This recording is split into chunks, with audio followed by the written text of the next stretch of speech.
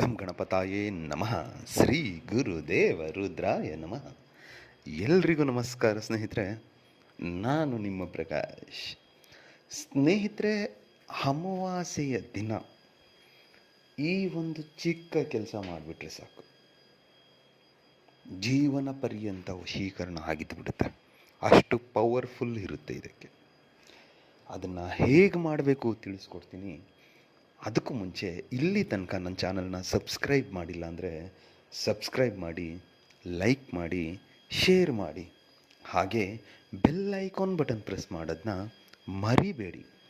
ಏಕೆ ಅಂದರೆ ಮುಂದೆ ನಾನು ಏನು ವೀಡಿಯೋಸ್ ಬಿಡ್ತೀನೋ ಅದೆಲ್ಲರಿಗಿಂತ ಮುಂಚೆ ನಿಮಗೆ ಬಂದು ಸೇರುತ್ತೆ. ಸ್ನೇಹಿತರೆ, ಏನೂ ಇಲ್ಲ, ಅಮಾವಾಸ್ಯೆಯ ದಿನ, ಅಮಾವಾಸ್ಯೆಯ ಸಮಯದಲ್ಲಿ ಸ್ನಾನ ಮಾಡಿ ದೇವರಿಗೆ ಪೂಜೆ ಮುಗಿಸಿದ ಮೇಲೆ ಯಾವುದಾದ್ರೂ ಒಂದು ಏಕಾಂತ ಜಾಗದಲ್ಲಿ ಇಲ್ಲವೇ ದೇವರ ಕೋಣೆಯಲ್ಲಿ ಕುಳಿತುಕೊಂಡು ನಾನು ಏನು ಕೊಡ್ತೀನೋ ಆ ಮಂತ್ರನ 251 ಸಾರಿ ಪಠನೆ ಮಾಡಬೇಕಾಗುತ್ತೆ. ಒಂದು ನೆನಪಿರಲಿ, ಇದನ್ನು ಪಠನೆ ಮಾಡುವಾಗ ನಿಮ್ಮ ಬಲಗೈಯಲ್ಲಿ 5 ಕರ್ಪೂರ ಇರಲಿ ಸಾಕು, ಬೇರೆ ಏನೇನೂ ಬೇಡ. 5 ಕರ್ಪೂರನ ನಿಮ್ಮ ಕೈಯಲ್ಲಿ ಹಿಡ್ಕೊಂಡು ನಿಮಗೆ ಯಾರು ಬೇಕಾಗಿದ್ದರೋ ಅವರನ್ನು ಮನಸ್ಸಿನಲ್ಲೇ ನೆನೆಸಿಕೊಳ್ತಾ, ಅವ್ರ ಬಗ್ಗೆ ಯೋಚನೆ ಮಾಡ್ತಾ, ನಾನು ಏನು ಕೊಡ್ತೀನೋ ಆ ಮಂತ್ರ, ನಾನು ಕೊಡುವ ಮಂತ್ರವನ್ನು 251 ಸಾರಿ ಪಠನೆ ಮಾಡಿ ಸಾಕು.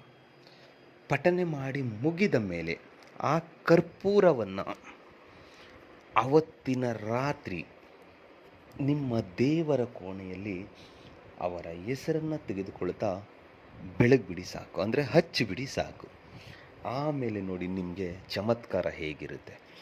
ಜೀವನ ಪರ್ಯಂತ ನಿಮ್ಮನ್ನ ಅವರು ಬಿಟ್ಟು ಹೋಗಲ್ಲ. ಅಂಥ ವಶೀಕರಣ ಆಗಿಬಿಡುತ್ತೆ, ತುಂಬ ತುಂಬ ಬೇಗವಾಗಿ, ಸರಾಗವಾಗಿ. ಅದಕ್ಕೆ ಮಂತ್ರ ಹೀಗಿದೆ: ಶ್ರೀ ಕಾಮಾಕ್ಷಿ ದೇವಿ ಮಂ ಅಮ್ಮುಖಿ ವಶ್ಯಂ ಸಫಲ್ ಕುರು ನಮೋ ನಮಃ. ಮಂತ್ರ ಇನ್ನೊಮ್ಮೆ ಹೇಳ್ತೀನಿ ನೋಡಿ ಸ್ನೇಹಿತರೆ. ಶ್ರೀ ಕಾಮಾಕ್ಷಿ ದೇವಿ ಮಂ ಅಮ್ಮುಖಿ ವಶ್ಯಂ ಸಫಲ್ ಕುರು ನಮೋ ನಮಃ.